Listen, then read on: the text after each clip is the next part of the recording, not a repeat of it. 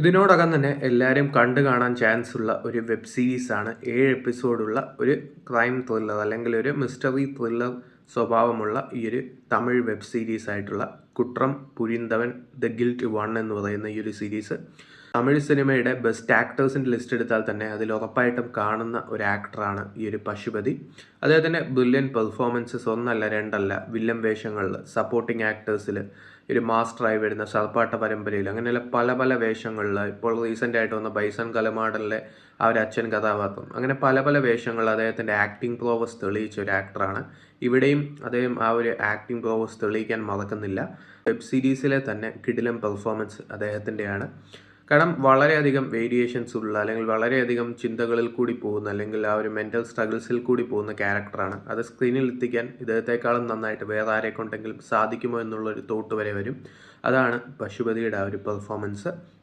പിന്നെ പറയുകയാണെങ്കിൽ വിദ്യാർത്ഥ്, അദ്ദേഹത്തിൻ്റെ സ്ക്രിപ്റ്റ് സെലക്ഷനെ കുറിച്ച് എല്ലാവർക്കും അറിയാം. മിക്ക സിനിമകളിലും ചെയ്യുന്നത് എല്ലാം തന്നെ അത്യാവശ്യം നല്ല സ്ക്രിപ്റ്റ് സെലക്ഷനാണ്. സോ അതിൻ്റെ കൂടെ തന്നെ അദ്ദേഹത്തിൻ്റെ പെർഫോമൻസ് എടുത്ത് പറയേണ്ട ഒന്നാണ്. സോ ഈ ഒരു സീരീസിൻ്റെ സ്റ്റോറി സ്റ്റാർട്ട് ചെയ്യുന്നത് തന്നെ ഒരു ഗേള് കാണാതാവുന്നു. ഒരു കുട്ടി കാണാതാവുന്നു.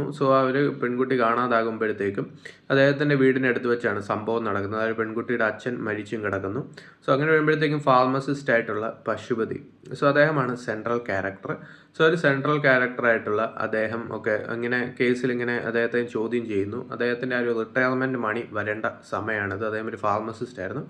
ഒരു റിട്ടയർമെൻറ്റ് മണി വരേണ്ട സമയമാണ്. അദ്ദേഹത്തിൻ്റെ ഗ്രാൻഡ് സൺ ഓപ്പറേഷൻ നടത്തണം. അത് ഭയങ്കര വൈറ്റലാണ്. അദ്ദേഹം നേരിടുന്ന മെൻ്റൽ സ്ട്രഗിൾസ്, ഇൻസൈഡിൽ ഉണ്ടാകുന്ന തോട്ട്സ്, അങ്ങനെയുള്ള പല പല സംഭവങ്ങളാണ്. അങ്ങനെ ഒരു കിടിലം പെർഫോമൻസ് പശുപതിയുടെ ഭാഗത്തുണ്ട്. പശുപതി, വിദ്യാർത്ഥി, ഇവയുടെ രണ്ടുപേരുടെയും പെർഫോമൻസ് നല്ലതായിരുന്നു. വിദ്യാർത്ഥിൻ്റെ പെർഫോമൻസ് എന്ന് പറയുന്നത് അദ്ദേഹത്തിൻ്റെ ഒരു മെൻ്റൽ സ്ട്രഗിൾസ് എന്ന് പറയുന്നത്, അദ്ദേഹം ആ ഒരു പോലീസ് ഓഫീസർ ആണെങ്കിലും DSPയുടെ ഓഫീസിലെ വീട്ടുവേലയും ആ ഒരു ഭാര്യയുടെ കാര്യങ്ങളും അങ്ങനെ വീട്ടിലെ കാര്യങ്ങളൊക്കെ നോക്കേണ്ടി വരുന്ന ആ ഒരു സിസ്റ്റം കാരണം തന്നെ പല പല പ്രശ്നങ്ങളുള്ള, അമർശങ്ങളുള്ള ഒരു ക്യാരക്ടറാണ്.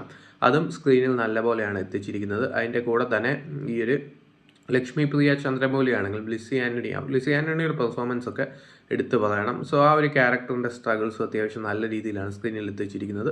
അതാണ് ഈ ഒരു സീരീസിൻ്റെ ഹൈലൈറ്റ്സ്. അത്യാവശ്യം നല്ല ഗ്രിപ്പിംഗ് ആയിട്ട് പോയ 7 എപ്പിസോഡും ഒറ്റ സ്ട്രെച്ചിൽ വെച്ച് കണ്ടു തീർത്ത ഒരു സീരീസാണ്. ചിലർക്ക് ലാഗായിട്ടും സ്ലോ ആയിട്ടൊക്കെ ആണെന്ന് റിവ്യൂസിലുണ്ടായിരുന്നു. പക്ഷേ അങ്ങനെയൊന്നും ഫീൽ ചെയ്തില്ല. അങ്ങനെ അത്യാവശ്യം നല്ലൊരു ഔട്ട്പുട്ട് നൽകിയ ഒരു തമിഴ് വെബ് സീരീസാണ് കുട്രം പുരിന്തവൻ. താല്പര്യമുള്ളവർ കണ്ടു നോക്കാം. ഇതിപ്പോൾ സോണി ലൈവിൽ അവൈലബിൾ ആണ്.